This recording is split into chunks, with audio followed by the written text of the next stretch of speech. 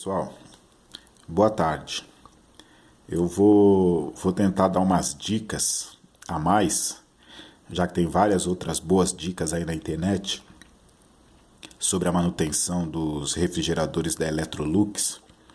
No meu caso, aqui a que eu tenho aqui em casa é a DI80X, mas a dica vai servir para outras parecidas com ela, tipo a DF80 também, que a placa, se não é igual, é muito parecida.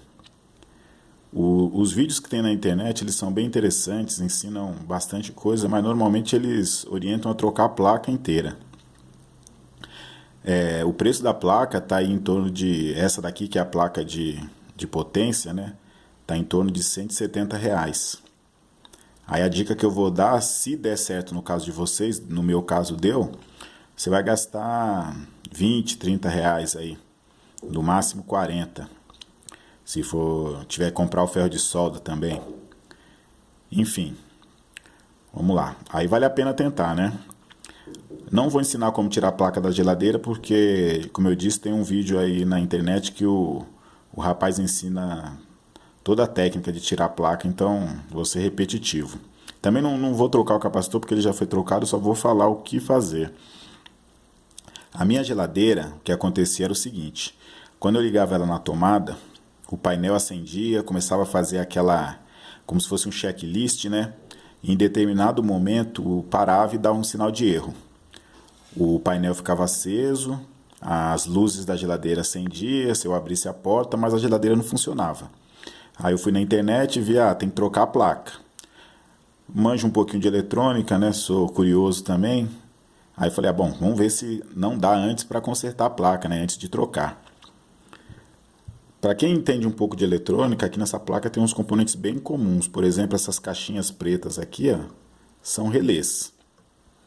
Para quem entende um pouquinho de eletrônica e com multímetro, consegue fazer alguns testes e detectar se algum desses relés tão ruins. Tem também aqui uns diodos que você pode testar também com multímetro comum. Alguns resistores também, dá tudo para testar com multímetro comum.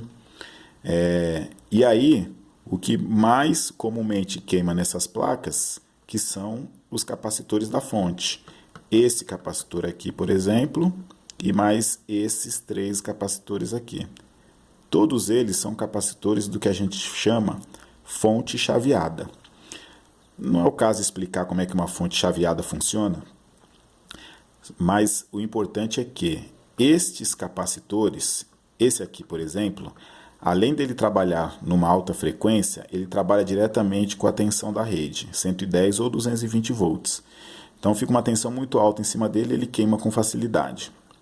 Esses 3 aqui, apesar da tensão sobre eles ser baixa, em torno de 15, 16 volts, eles trabalham com uma frequência muito alta, que é típica da fonte chaveada, que é esse bloco aqui do circuito. Então, eles também queimam com facilidade. Qual é a característica para você saber que esses capacitores estão queimados? Se você tiver um capacímetro, basta tirar eles do circuito e testar a capacitância e comparar com aquela que está escrito no corpo do capacitor. Se tiver diferente, você sabe que ele está com problema. Agora, só batendo o olho, você consegue identificar assim.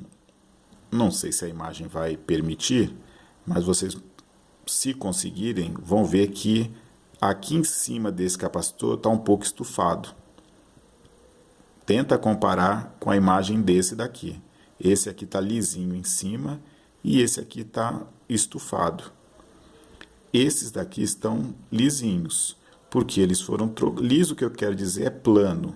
Então, a parte de cima dos capacitores está plana. Se eles estivessem com um problema como esse daqui, estaria um pouco estufado para fora. É comum o capacitor estufar. Tanto é que ele tem esses cortes aqui em cima. Para quê? Se for o caso dele estufar, ele vai estourar para cima e não para os lados, para não danificar a placa. Então, esses cortes em cima do capacitor é justamente para isso. Fontes chaveadas de equipamentos eletrônicos queimam ou dão problema com muita facilidade. E 90% das vezes o que dá problema é justamente o capacitor da fonte. Então vocês vão encontrar fontes chaveadas, por exemplo, em TV LCD, no micro-ondas.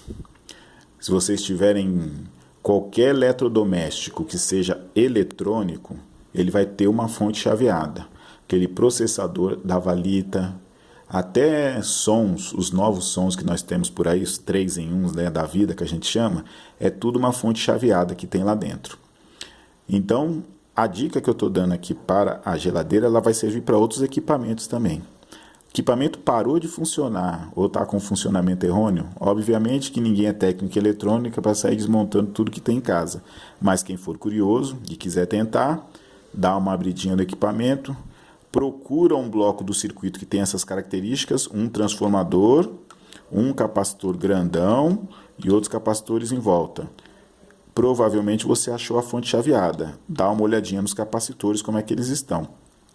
Se você tiver um multímetro e dar uma busca na internet, fizer uma busca na internet, você pode até descobrir como testar capacitores usando um multímetro e não um capacímetro.